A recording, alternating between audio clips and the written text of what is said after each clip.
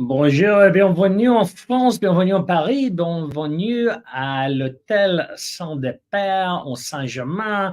Welcome to France, welcome to Dan Really Likes Wine, brought to you by Norman Goodfellows, and welcome to a very, very special edition of the show, where not only do we celebrate some South African wine producers who have done rather well, and one of the people who marked them off in the latest edition of South Africa's Wine Bible, but we also, as you saw just a moment ago, and you will again in a few seconds, pay a bit of a tribute to France, because over the last 5 days I have been first in Bordeaux and now up in Paris, mostly on a very personal trip. It was my wedding anniversary yesterday, so celebrating 12 years of my long-suffering Greek wife putting up with me, but also having the opportunity to explore, especially in Bordeaux, one of the great wine capitals of the world. And what you saw there was the welcome, a very surprising welcome, but a very welcoming welcome to the Angelus Chateau in Saint-Emilion.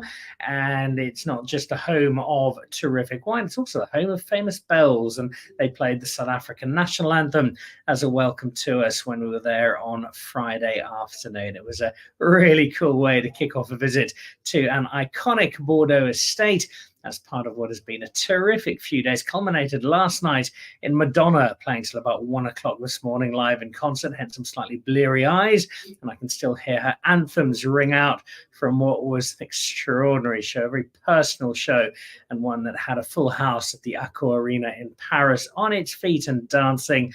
Those feet of mine still dancing just a touch this morning, as they should be, because I have today a collection of guests who do put a spring in the step, guests who have headlined the latest edition of Platter. It is Platter 24, and the best performing winery Platter 24 was Sadie and Eben, and I think Paul as well, the winemaker, will be joining us towards the end of the show. Also a little later in the show, Chris Mullineux joins us. The Platter Awards, which are a little cloak and dagger. Nobody really seemed to know they were happening until the word of the winners and the top performers started sneaking out on social media.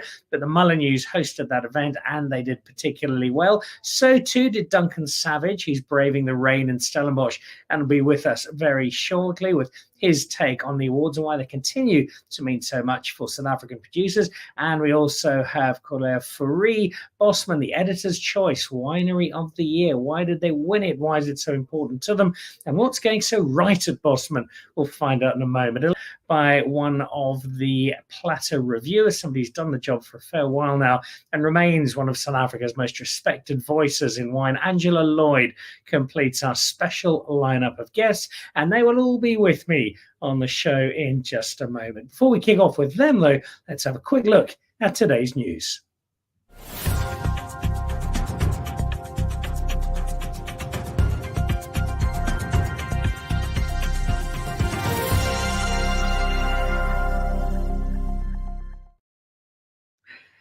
This is the Diners Club Winemaker of the Year Awards. That's Nkabo Langa from Delheim on the left, Young Winemaker of the Year, a regular on Dan Really Likes Wine. And I think we've got her on the show this Thursday talking about the award. A force of nature arrived at the cellar and made it very clear she was determined to do big things. And this is just another tick in the box of a CV that is growing and growing and growing for a young South African winemaker who's doing such exciting work. Next to Tertius Boshoff, King of Chenin Blanc. 4 of the Chenin Blanc top 10s this year were from Stellenrust, and the trophy he holds aloft there is a very well-deserved one, our Winemaker of the Year at the Diners Club International Winemaker Competition, and that was announced on Saturday night out at Arabella. Oh, having a look at this trip I've just done through France. Chateau Marquis d'Autun, that was the first stop on Thursday. It shouldn't have been the first stop. Unfortunately, I made the mistake of flying Kenya Airways because they'd get me into Paris really early on Thursday morning.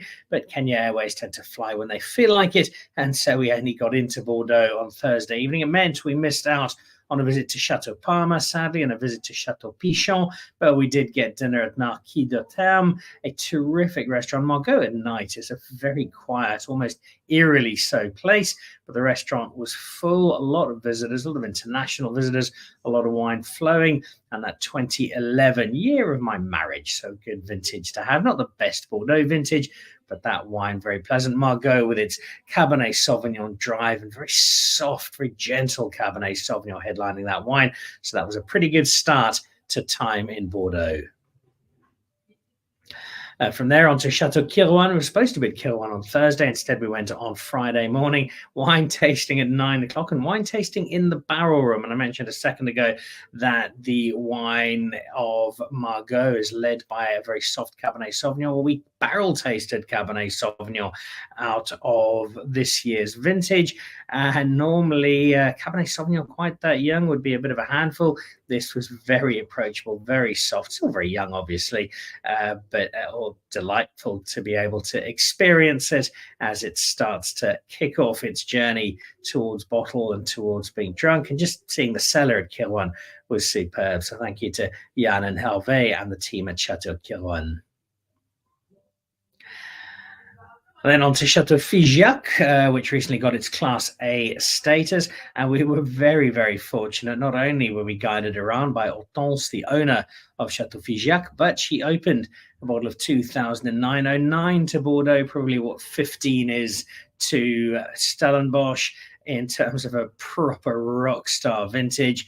And 14 years old, look, that wine's still got another 2 or 3 decades in it comfortably, but it was very pleasant to drink. Also very pleasant to walk around the grounds. The wine is superb, but the Chateau Figeac setting with its lake and its bamboo forest and its vineyards is enchanting. And wandering around, there's a real fairy tale feel to it. And that cellar, 21 was the first vintage they did in the new cellar. It's big, it's full of light, it's very open, and it is a real triumph of design, and one they are rightly very proud of at Figeac. And then to wrap up, you saw the bells a little earlier. This was Chateau Angelus. We were literally the only guests there. Thank you to Michael Fridjon and to Hans Astrom for arranging that visit to Angelus. And once we'd heard the bells, the South African national anthem playing, we were able to sweep inside and discover the best of Angelus. The wine we had here was a little younger. It was the 2017. So we don't really want to be drinking it at this stage, but certainly more than happy to taste it. Also, that Carillon on the left, that is not quite the second label, more the cousin. They make that just down the road. 2016, just a touch older, and 16 also a vintage that's looking really good from especially the right bank part of the world. And the chance to try Angelus and to do so in the company of the team was also a real treat. And there's a look at the 54 hectares that make up Chateau Angelus. So wonderful day. I also had a night out in Bordeaux, which is a terrific town hangout. Last time I was there was September, when it was awash with Irish jerseys as the rugby world descended upon the city. Not quite so many people, still fairly busy, still beautiful, and somewhere I'll be heading back to again soon. So a big thank you to Chateau Kirouan, Chateau Figeac, Chateau Angelus, Michael Fridjon, Hans Almstrom for all of the help in a really cool couple of days in Bordeaux. And what I can say about the wine of Bordeaux is that some of it is that good. It really is that good that it could almost pass as South African wine, which takes me rather nicely into my very special guests on today's edition of Dan Really Likes Wine, brought to you by Norman Goodfellows. Angela Lloyd is probably the headline act of the tasters amongst the Platter group. She's been doing it for many years and has a real feel, not just for wine tasting and reviewing, but for what the Platter process is all about. She joins me. So too does Corlea Bosman with a wonderful and very well-deserved award from this year's edition. And then Duncan Savage is pretending to be a farmer this morning and stomping through the surrounds of Stellenbosch in, I think, a little bit of light rain. So very good morning to all of you guys. Lovely to have you on the show and a warm welcome. Duncan and Corlea, congratulations on the accolades of Platter this year. We'll get to what those mean to you and why they're so important in just a second. Let's set the scene, though, with the head prefect of the Platter Brigade. Angela, lovely to have you back on the show. Give us just a broad sense, this Platter wine, which has been going for so long. Why does it remain so important for South African wine? And why does it continue to be this benchmark of understanding how well we are doing as a wine-producing country? Morning, Dan. And first of all, congratulations on your anniversary. Afraid I don't have any wine to toast you with this early in the morning, but that will come later. Platter remains relevant because it's the only guide of its type that is as near comprehensive as any book is on the wines of South Africa. It's built on track record, so it's not out of the blue ratings, and one can look back and see what previous ratings have gone into each wine. So it's really something that's of great use to the consumer. And it's one that you have been working with for some time. So you're best placed to introduce us to the mechanics of Platter. How exactly does the judging process work? Is this simply Angela pours herself a large glass, drinks it over dinner, thinks, right, this is rather nice, that can have 5 stars, and on we go? Or is it ever so slightly more complicated than that? Well, I've only been doing it for 38 years, Dan, and it has changed quite a lot in those 38. What we do now is each taster receives a list from the editor of wineries they're responsible for. This lasts on a 3-year rotation. So you don't get, so one taster doesn't do more than 3 or 4 years sometimes of one producer. And we get the wines delivered to us at home. They're all centrally collected. And then it's up to us to judge how we want to taste. It's obviously cited to begin with. And the joy of doing it at home is that one can take time over wines that really do need time. I mean, for instance, this year, there were a lot of the Stella 2021s in the lineup. They are very tight at the moment. You cannot try one and immediately give it a score. You can perhaps get an idea, but you need to think about it and perhaps taste it over 2 or 3 days so that you feel you've been fair to the wine and given it a score that's appropriate. So there were also quite a lot of 2022s, which was a very difficult vintage, lower acidities, and it was very mixed, as Tim Atkin has said. But the good ones are fantastic. For instance, I was lucky enough to have Lucas van Loggerenberg's range, and his Lotte, his Cinsault from Franschhoek, was fantastic, as is his Graft, his Syrah from that first growth vineyard Caribib in Stellenbosch. So, you know, one needs to take time over those. Then there were also some 2023s, believe it or not.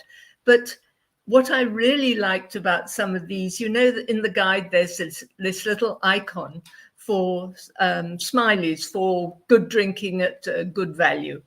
And I found several of these perfectly balanced wines with lovely fruit, unpretentious, but really good drinking at a good price. So one covers the span of vintages, maybe some older ones too, but it really helps to taste them at home and be able to give them due consideration. You mentioned Tim Atkin. His report, it probably rivals Platter for the statement on South African wine that we look for most eagerly. I'll ask you the same question I asked Tim a little earlier on this year. You mentioned that some of those wines are 22s, possibly even 23s. They are very young indeed. How do you get that balance as a reviewer between trying the wine as it is now and trying it in terms of where you think it's going to go, and thus give it a score that perhaps is a projection as much as it is a current assessment? Oh, experience, Dan. I mean, as I say, I've been going for all these years. And I don't know, a wine that has balance, a wine that is has personality. You can tell that it is going to age if it has all those factors. And if there's an understanding by the producer. Now, for instance, I was lucky enough to taste Riemann Bormann's range, the Boschkloof, and that epilogue of his, which got the 100 points from Tim, is just perfect. It is a 2021, but somehow he just understands how to make these wines, and it just shone from the start. Not all of them do, not other wines, but that one was absolutely superb. It is one of many wines that is covered in what is probably the single greatest book of wine authority on any country on the planet. There is not another wine producing nation that has anything similar, that chronicles just about every single bottle in a country's production. So that makes the Platter Guide stand out. So too does the particular accolades it dishes out. And one of those this year went to Bosman, the editor's choice for Winery of the Year. Corlea is a regular guest on the show. And Corlea, it's lovely to have you back. Congratulations. It's a wonderful award. What does this one mean to you? What does it mean to the Bosman community? I'm going to be honest, it was just the most heartwarming award to ever receive. Being there on the Roundstone farm, waiting and waiting, maybe for a 5-star, obviously didn't know what we were going to receive. And in the end, this grand finale of the editor's choice, it was the culmination of what we think is 200 years worth of families working together. The wine family started their wine story in 2007, after in the 50s, focusing on viticulture. And since 2007, making wines in the cellar, growing our wine business, but having this very distinctive, beautiful nudge, telling us that we're on the right journey, was just absolutely amazing.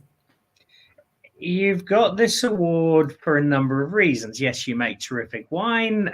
Those of us who drink South African wine will know that, but it goes well beyond that. This, I think, speaks to your philosophy as wine producers. You've got a very inclusive business. You have one with sustainability as a driving force. You've brought a lot of different elements into how you run. Give us a sense of all of those different parts of the Bosman puzzle and why those, in coming together, have caught the eye of the Platter team as they have. Well, it's thinking about it as a puzzle is actually quite wonderful. In producing wines, you're not just standing alone in the cellar. It's a whole community of people who you need to have the best possible grapes in the end. Obviously, the biggest thing for us is this community. It's 3,250 people in our greater farm community. It's 450 permanent workers in our staff. And in 2008, 26% of our business was then granted to our workers, eligible workers, which means that still to date, it is the largest land reform transaction in the South African wine industry. There's something very specific and dynamic which happens when there's ownership and people who are dedicated to better. I think Petrus Bosman, our current MD, his grandfather, also Petrus, he said, you just need to do something a little better every single day, and then there will be success. And I think that's been a long-standing 200-year journey of doing little things better in the greater scheme of things. So in Bosman, we're fully invested in the whole value chain, from our vine nursery, plant improvement, right through to growing grapes, in wonderful, distinctive places, the Upper Hemel Aarde, the Voorbaardeberg, and in Wellington, and then producing those wines in our own cellars with, at this point, a full women winemaking team. And then in the end, having these wines of distinction, some of them, like the Generation 8, having 2% of its income going totally back to a community. If you come and visit us, you'll see a beautiful farm creche with 98 children, 92 children in aftercare. And what we're growing is a future of beautiful people in our agribusiness who are fully invested. So I hope and I think that the editor thought that these things are aspirational, as we find them highly inspirational on a daily basis. And I'm hoping that people can also taste the difference. I have no doubt they will. And I'm going to come back to you a bit more on the wine in just a moment. Very quickly, from a Platter perspective, Angela, I think this also says a lot about our understanding of the wine industry when this kind of award exists. This kind of award is given for the reasons that it is. Knowing that South Africa, for all its idiosyncrasies and peculiarities, has got so many diverse elements to everything it does, with the wine industry not being an exception, having this kind of recognition for somebody like Bosman, where the team has gone out of their way to be more than just making wine, is really important. Yes, very much so, Dan. I think very few people recognize that there is so much beyond the wine that a producer makes. It all relates to how the vines are grown, the people who work there, how they treat the environment, how they bottle their wine or package it, whether it's in heavyweight bottles or lightweight bottles, because that's all part of the environmental impact. So it's not just the wine. And I think knowing Corlea and knowing the Bosman wines, they were so deserving of this award because they take in a holistic approach to producing wine, which is admirable. Let's head over to somebody who's got a very busy week ahead of him by the looks of things. He's already out on a Monday morning, stomping through Stellenbosch, pretending to be a farmer, doing so rather effectively. Duncan Savage, welcome back to Dan Really Likes Wine. A number of awards come your way pretty much every year. This one, though, this collection of 5 stars from Platter for South African winemakers. What does this mean? What is the Platter endorsement for you as a winemaker? Why is it so important? How's it, Dan? How's it, guys? Dan, it's fantastic. And as Angela said, I'll just echo the sentiment of congratulations to you. Your wife deserves a bloody medal, I have to admit. But no, listen, and to see you on the dance floor, I think I'd pay good money for that. But jokes aside, no, listen, it's a huge thing for us, Dan. We had a fantastic run while I was at Cape Point Vineyards. It's the definitive guide of South African wine. In many ways. And I think if you look at what's happened over the years, I mean, Platter's obviously been around for years and years and years. And just adding into the mix all what's happening now with the likes of Tim Atkin and, the Vinous guys and all kinds of people coming. We had the James Sucklings guy here recently. People are genuinely just standing back and taking notes of the South African wine industry. And it's fantastic. We every year we've just got to keep building on this. And I think that Platter's kind of at the foundation of all of that. It's sort of, looked into its wines many years ago and just has built on it ever since. I mean, those of you who've got that first one started off like a tiny little thing, and if you look at it now, it's massive. It's like a Bible. It just shows where the wine industry's come over the last couple of years. And I think if you're a consumer in South Africa, you're spoiled for choice. Quality at the moment's at an all-time high. And if I look at, what people don't see is they don't always see the behind-the-scenes side of the industry. So if I look at what's going on with my peers and my mates, it's amazing. The developments that are happening, the attention to detail, what people are putting into wines and the industry in general is amazing. I think what Corlea and the guys at Bosman are doing is incredible. If you look at the Cape Winemakers Guild with the Protégé program, it's incredible. There's a lot of good stuff happening, and all of that stuff. It's not stuff that happens. It's not like if you decide tomorrow you want to farm organically. It doesn't happen overnight. It takes years and years and years. And I think all of this stuff takes years as well. And sometimes we sort of guilty of expecting things to happen too quickly. So all the little bits, all the little increments just make a huge difference. So it's lucky for us to be part of it. we tend to pick up the Platter as wine drinkers for some guidance, see who's making what, flip it open when we've been given a birthday present, we don't have a clue about it. It's the put in your hand Vivino, but with a hell of a lot more authority and gravitas to it. What about for you as a winemaker in terms of measuring up to the rest of the industry? And I know it's a very closely knit industry. You guys support each other really well and fabulously so, but you are surrounded by other great winemakers. How much is a new Platter guide the ability to flick through and see what everybody else is doing and see how you're measuring up? Yeah, look, Dan, I think the thing is with the Platter guide, which is quite cool, is that if you look at like, a lot of people won't, I mean, your average public, I mean, I look at some of my mates, they drink a bit of wine, they like a bit of wine. They might not know the Tim Atkin guide, but all of them know the Platter guide. And the nice thing for the Platter guide, where Tim sort of adds that element of maybe a bit more speciality, and there's ratings, and he does a wonderful report. Platter guide has maps and all that kind of stuff as well. So, you can use all these things together. So if you've got the Tim Atkin guide, you've got the Platter guide, you've got a whole lot of these different things, you're really at a point where you can get access to the best wines of the industry. And I think with Platter, the amount of times when I was a student, when we were trying to get around or younger in the industry or whatever, these days I know where everything is, but you open, you look at the maps, you can see where everyone is, tells you what time they open, close, gives you a little bit of information on the property. It's fantastic. It gives you insight into the South African wine industry.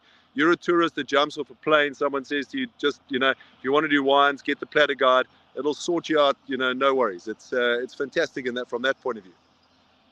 What about the people who are putting this together? Not just Philip as the overall editor, but this team, people like Angela, who are reviewing this wine and doing so in some depth and in some detail, knowing that this guide is in the hands of some of South Africa's finest wine critics, wine reviewers, wine authorities. How much gravitas does that add to this final guide we get when it comes out every year?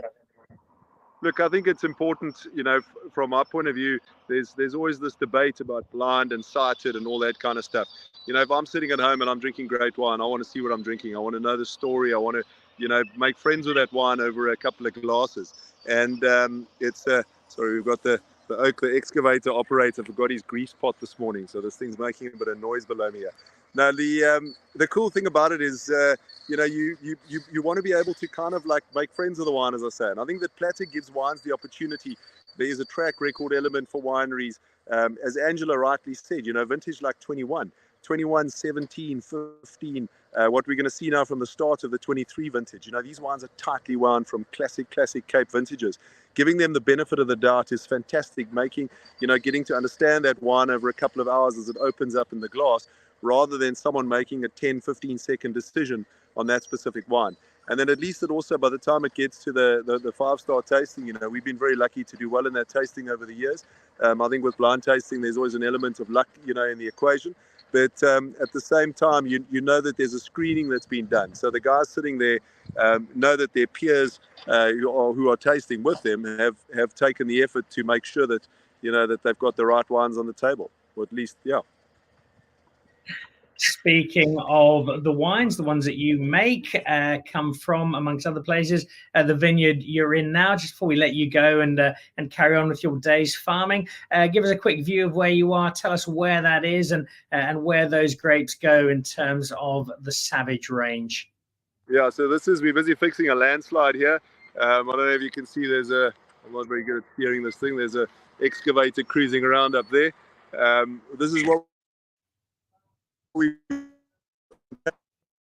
hectares here now. If I've lost my camera, you can see the Stokbay Palki below me here. There's an open piece of ground there as well, another hectare. We're just leasing and planting next year. And then, Dan, that was a very strategic decision to plant here, because what it does is it gives me opportunity to look out over False Bay. When Banele's yacht's in town, it's quite a beast that doesn't fit into the harbour. So at least I can cast an eye on it and make sure everything's all right from up top here. But I think it's going to be amazing. It's 40 degrees in its steepest part, which you don't really get an idea of over here. But it's which is why we had a bit of a landslide, unfortunately, bit of a setback. But we'll overcome that.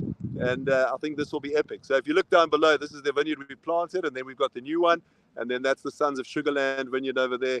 and then the beautiful hills of Stellies, which is just fantastic. I mean, again, from that tourist point of view, yes, you come here you can only have a good time. There we go. A look at part of the Stellenbosch home of Savage. The Banele in question is, of course, Duncan's boss. He does most of the work making the wine. Duncan himself setting up, I think it was five stars from Platter this year.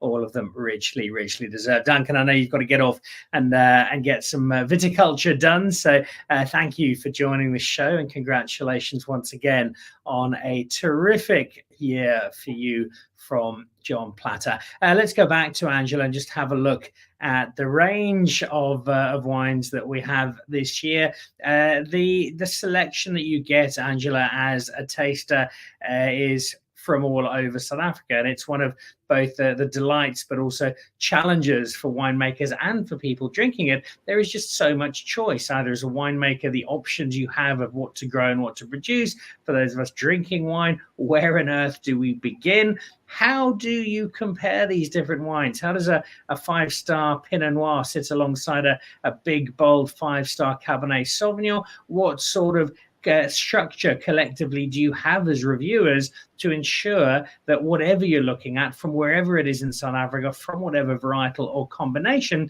is within the same kind of framework of assessment? I think if one's in any doubt, you've tasted a wine, you think it's worthy of 4.5, maybe 5 stars, but it's totally out of sync with previous wines in this range. So there's always the possibility of getting a second opinion. I've got friends who are part of the team who live fairly close by. So if I'm not sure, then I will ask them to come and taste, and I'll give it to them blind too, without telling them anything. So that's a sort of backup to make sure one isn't going totally out of line with a score. Then again, regions have specialities. I mean, Stellenbosch is Cabernet and does brilliant Cabernet. So if you get a Cabernet from Stellenbosch, you're already starting with a positive, and very few of them do disappoint. There are other regions that are newer, that are getting known for different varieties. I would point to Elgin and Riesling, and I mean, I love Riesling, and I'm very keen on what people like Jessica Salwain, Paul Kluver, and others are doing this Riesling up there. So one gets to build a sort of bank of knowledge and experience of what these varieties are doing in different regions. And this is very much actually what is happening now. People are being more site-specific, making sure they plant a variety in the place it will give of its best, rather than just humdrum. You look at soils. I mean, I think it's very telling that Duncan was in a vineyard, because these days viticulture is so much more important than it used to be, and than making wine itself in many ways. If you get good grapes, the wine, they say, should make itself, but with a guiding hand of somebody who really understands what they're doing. We are hoping to have Eben Sadie and Chris Mullineux join us in just a moment. We'll also jump back to Corlea in a second. Before we do that, though, Angela, 38 years, that's a lot of wine to be drinking, a lot of wine to be sampling. How does the palate stay fresh and alive? How do you retain your excitement and enthusiasm for this wine? And do you still find every year there is a wine that gives you a genuine thrill?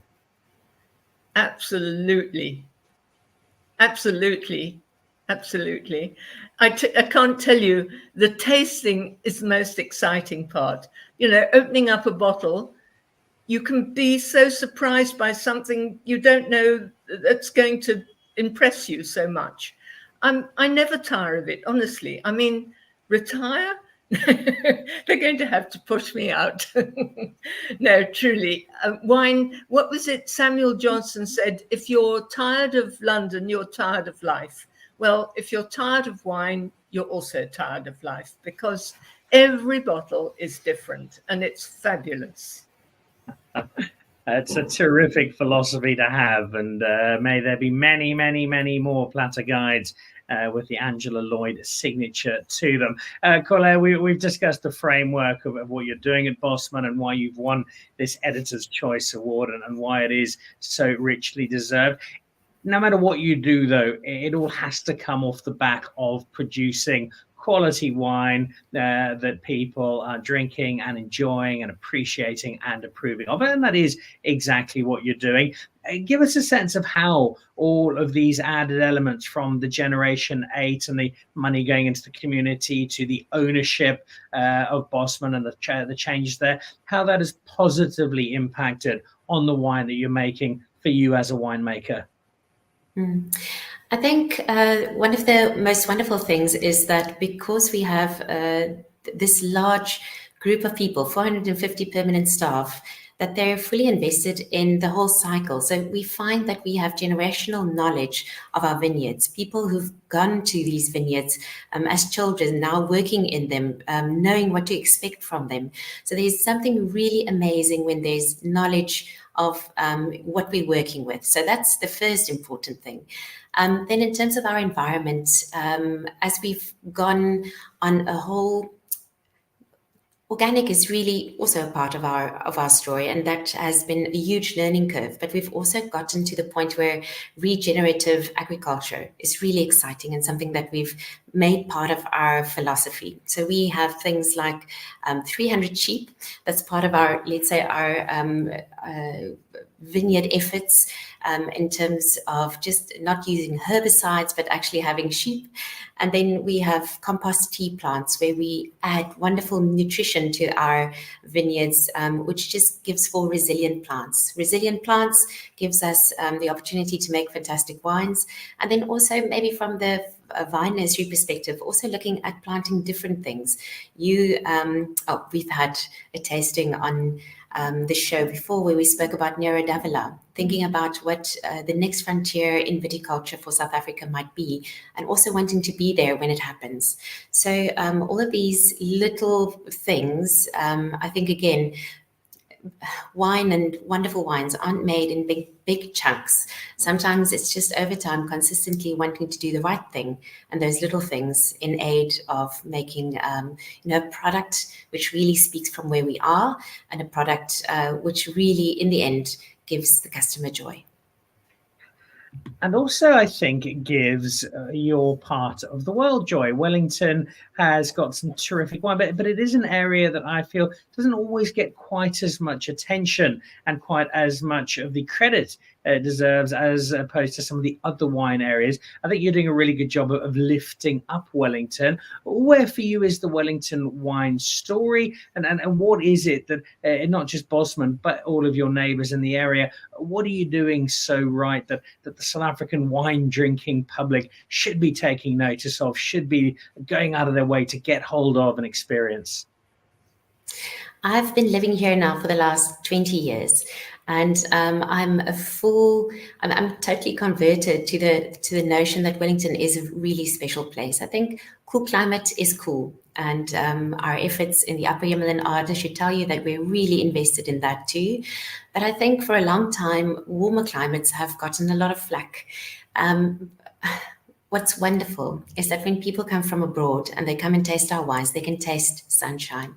And I think that's a wonderful South African thing, to be able to bottle those expressions of wines which are really generous, which really speaks of the sunshine that we do have here. And that's why, our Shannons, if we harvest them, they have little freckles, and it just has that expression. And even with our red wines, the pinotages that are made from here are so expressive and so rich. And really the fruit quality of what we're able to do here is extreme. And then the other thing is that there's this beautiful historical thing about Wellington that not many people know about. It was really the last frontier town before people went into Africa, the Valley of the Wagon Makers, some wonderful old historic farms here in the valley. Each one of them has their own cellar. It's really a place where you can come and visit a whole weekend. We've got fantastic places where people can come and stay on farm stays. And I really do hope that when people look at this show, that they'll be inspired to maybe just come to our corner of a beautiful part of South Africa and come and explore something which has been here for such a long time, but people don't really know about. So maybe just to, said a lot of things. Obviously, when I get all excited, there isn't a lot of frame to it, or come and taste the sunshine. Wellington is a fantastic place. And it's full of fantastic people, many of whom are making wine. Eben Sadie is with us. Just before we go to Eben, Angela, very quickly, the rise of Wellington, I feel it's being driven in no small part by Bosman and the success and the energy of Corlea and her team. Where is Wellington sitting for you as a South African wine area? Is it still a little more under the radar than perhaps it should be, which is often my sense? Yes, I agree very much, Dan. Not only is Bosman there, Scoutberger, they've got some wonderful old vines on their place, terrific Chenin, and there are plenty of other people too. The Wellington Wine Cellar, they make wines that generally win prizes every year. So it's definitely an area to take note of, with beautiful scenery too. They make fantastic cheeses up there as well. I've been to a brilliant cheesery on the Grunberg. So yeah, Wellington is definitely a place to explore. Put it on the list if you haven't already. Let's go a little further west and head up to the Swartland. Where Eben Sadie is interrupting what I suspect is a morning involved in the new 23-story cellar with multiple helipads and Olympic-sized swimming pools. All the images I've seen so far does look like a terrific new addition to the Sadie platform. Eben, warm welcome. Lovely to have you back on the show. Congratulations. Winery of the Year. I think you're building a new winery because you've got to fit in all the awards that you've got over the years. This one, though, is really cool. What does it mean to the Sadie team to be Platter Winery of the Year once again? Oh, good morning, Dan. No, obviously, always fantastic to have a result like that. It's good for everyone on the team, and it's good for everyone in the region. And it's as I said last week at the Platter launch, South Africa is just in a fantastic space right now with the wines. The regions becoming more specific with varieties, more specific with the type of styles and definition of regions. So South Africa is just in a very, very cool space, and I'm just grateful to be here at this point and to have seen the volume of transformation and the increase in quality of wine, and to within that to do really well. It's obviously a feather in the cap of everybody that's working in this team, but we've got a lot of people that put in a lot of their time into everything we're doing here, and for this year it seems the coin fell to our side.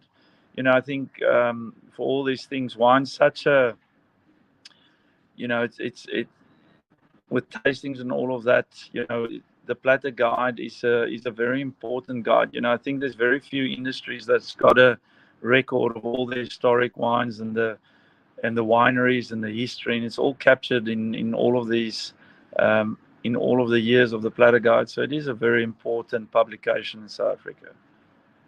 The accolades that our winemakers, our wineries get, the ones that often get the big news, will be those from people like Tim Atkin and people like Neil Martin, where we're getting the overseas people saying, "Yep, your wine's doing really well on a global scale," and that is really important. But here you've got, through the Platter tasters, people like Angela, guest today, and her peers. This is a very South African understanding of where your wine is and how it is viewed at home. How important for you is getting that domestic endorsement and having our top South African reviewers give you the thumbs up? No, it's critical. I think I've had this discussion with a number of tasters and publishers in South Africa. It's very important to have a very strong national opinion. I mean, we most certainly very grateful of all the tasters that's coming out from all across the world to come and taste our wines, and it's definitely projected and catapulted the image of South Africa globally.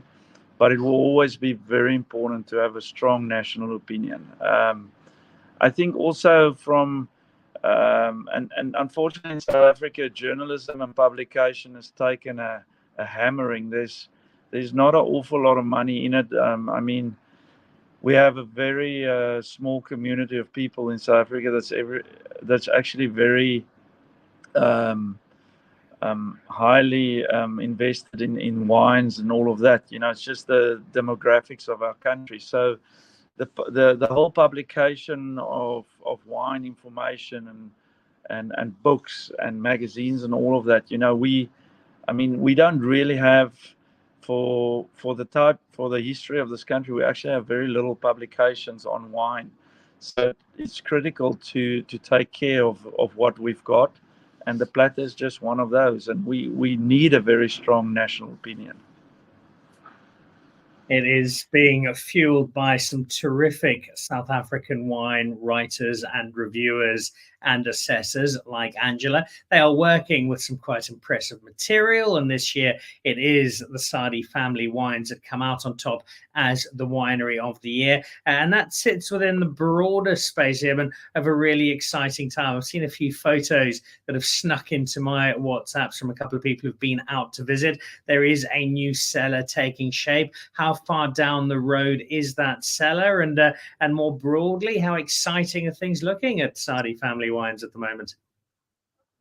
Well, Dan, I'm looking forward to, well, we're all looking forward to having more than one toilet. That's definitely going to be a relief. No, it was, for us in the Swartland, it was almost the wettest year in 200 years on record. So we definitely chose a challenging enough year to initiate this scale of construction, but it's going well. We'll have the roof up by hopefully the end of the week. I mean, the roof's up, but the sheeting and all of that will be up by the end of this week. And a lot of the civil works we unfortunately had to alter in the last third of the winter because it was becoming impossible. Also, the quality of work, I wasn't too convinced that would be met, in the challenging conditions. So we just decided to delay things and do it. But we hope to use at least the fermentation area and all of that for the new season. It seems that we can still make that in part, but the offices and the front of house and the public aspects, all of that will only complete towards sort of the middle, say this, hopefully by July next year.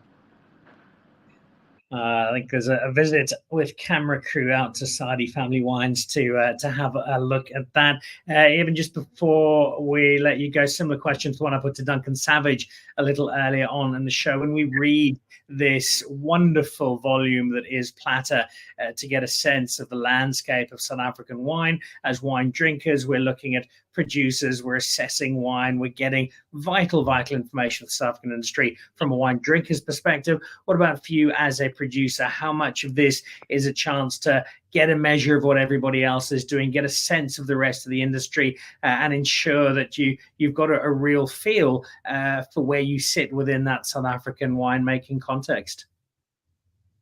Yeah, I think, when I started in the wine industry in South Africa, 1994, pretty much, the volume of wineries that went up in a year, you had maybe a winery being added or maybe two.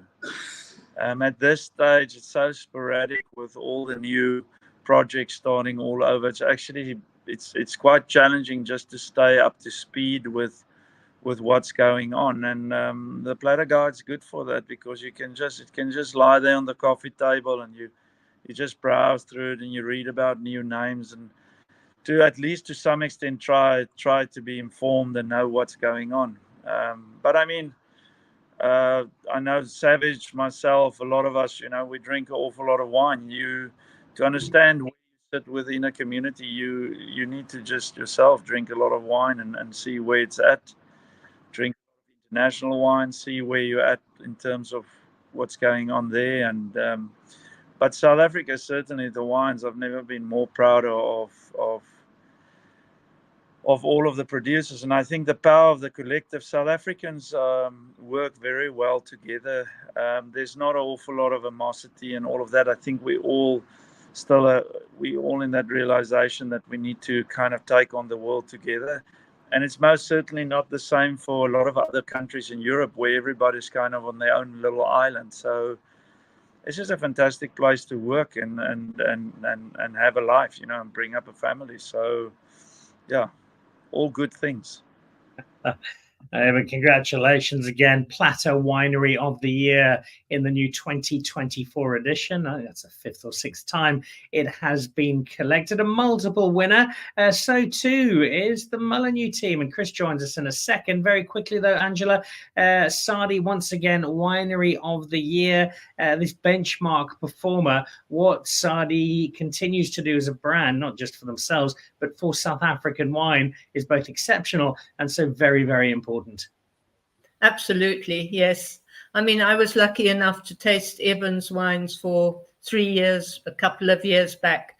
And what's so different is that the old vine range, Ovinger's range, each is a separate plot, different varieties, and just so expressive.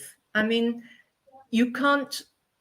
wine can't be boring, but certainly when you put the personality of the vineyard into it, and he's got great growers too, that one mustn't forget these wonderful grape growers, that I think they are perhaps the most neglected lot. And when you've got those, and Eben's always out in the vineyards looking after them and seeing, what needs to be done. So it just makes sense that the wines are so good and are just so respected. And I particularly like his philosophy on Columella and Palladius, that they are representative of the Swartland. They are not varietal wines. They are reflective of an area. So you've got the individual vineyard wines and you've got these two flagships. So it's all fantastic. All right. The Winery of the Year is Platter. The Winery of the Year last year, the Platter Winery of the Year is Sadie. The Winery of the Year last year was Mullineux, and it was at Roundstone where this year's Bible was launched and where the announcements were made. And although they weren't the Winery of the Year this year, they were very close to getting it again. I think there were 6 or 7 5 stars for Team Mullineux. Chris and Andrea continuing to raise the bar across their different brands. Chris, lovely to have you back on the show. Congratulations. Looked like a great day out, not just celebrating. Morning, Dan. How are you? But also the chance to celebrate so many others at Mullineux and to have the very best of South African wine showcased out at Roundstone last week. Yeah, and it was awesome to host everybody out here. I mentioned to Philip that I think the Swartland region was awarded 7 out of the last 10 wineries of the year. So it was great in many ways. The Platter's Guide's kind of second home is in the Swartland. So it was fantastic to have everybody, the whole industry out in the Swartland, and to our home here at Roundstone. And then to have Eben win the Winery of the Year again. So it's now 8 out of the last 11 editions. It's been a Swartland winery. So it's just awesome. And I tuned in late, and it was just caught the end of what Eben was saying there. But I can only echo what he says. Our industry is in an amazing place. The quality of our wines, the camaraderie between all the producers. And everything just seems to get lifted a little bit more every year, and I think our industry is in a super healthy condition or state, considering all the challenges and all the complexities that are out there. So great to have everyone out here. as anybody who's ever tried to get hold of a bottle of either Sadie or Mullineux would know, your wine is a very, very rare product to get your hands onto, which would make some people think, well, why on earth do you need to bother about these kind of things? Why are these awards still important? You sell your wine out in moments. It is brilliant. Everybody loves it. Why bother? And yet everybody on the show, from a production perspective, Corlea, Duncan, Eben, and I'm sure yourself as well, just reiterating, these are so important, not just because you got a nice 5-star sticker to place on your wine, but because this is such a fundamental barometer of the health of South African wine. Oh, for sure. Yeah, I mean, I think the Platter Guide is extremely important. Again, as Eben was saying, it's so important that we have a domestic or local guide that's respected and has a track record, which Platters has. And I really think the way that they kind of assess the wines with the kind of 2-step process, for me, works really, really well. The tasters have the time to sit with the wine for as long as they want, a few hours, or taste the wines over a couple of days, really to understand them properly, spend time with them and get to know them. And then those wines that they think are really special, put them forward to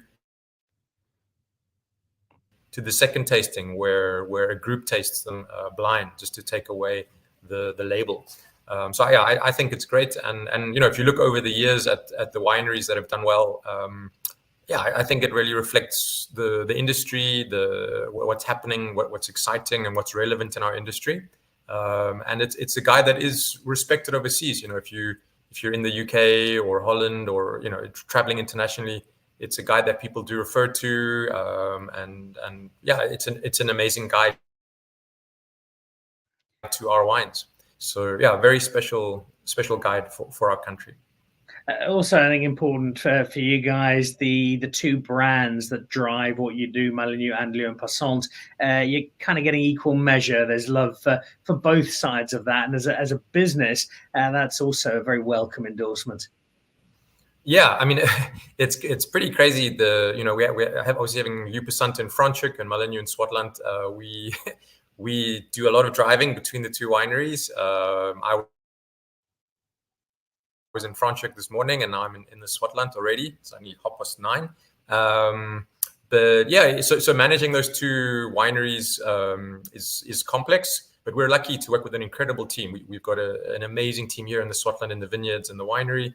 And in Franschhoek as well, incredible team running the show. So Andrew and I are able to juggle both balls, and I think we see them as brother and sister wineries. So we put as much effort into both. They tell very different stories.